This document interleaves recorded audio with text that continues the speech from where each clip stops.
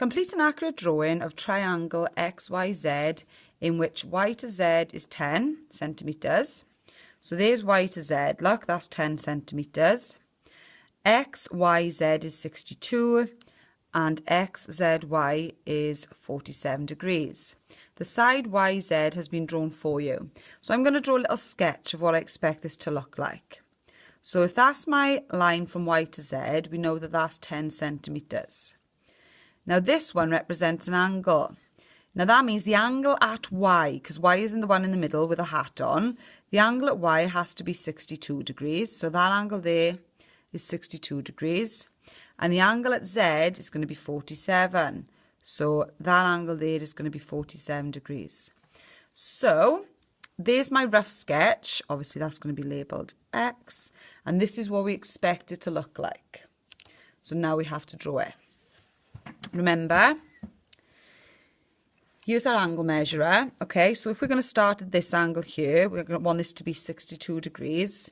We have two things we need to remember. The cross at the centre of the angle measurer has to go at the point where you're drawing your angle. And this 0 needs to lie on the line, right? So you can't have your 0 sticking up over there. Your 0 has to lie on the line. So we put our 0 on the line and our centre, our cross, right at the end. And then we're looking for 62. Now I know that my angle is going to be up here somewhere, okay? Because that's what my sketch shows me there. So I have to decide whether I'm going to use the outer numbers or the inner numbers on here. Well, obviously we count when we're counting from 0. We say 0, 10, 20, 30, 40. So this time I'm using my blue angles. Okay, so I find 62, 60, 61, 62, which is there. And then you draw a straight line with a pencil and ruler. Have I got a ruler? I haven't got a ruler in a minute, so I'm just going to use my book a second. So I'm going to draw that. Remember, you'll draw it in pencil, you will, right? It's just that I haven't got a pencil on me and I want you to be able to see it. So I'd label that 62 degrees. Brilliant. And then my other angle on this side is going to be 47 degrees. So remember our two rules. This centre point has to go on the edge of the line where the angle is, where you're drawing the angle. And the 0 has to go on the line. So again, there's no point having your 0 sticking up north like that. Your 0 has to go on the line. And we're looking for 47 this time.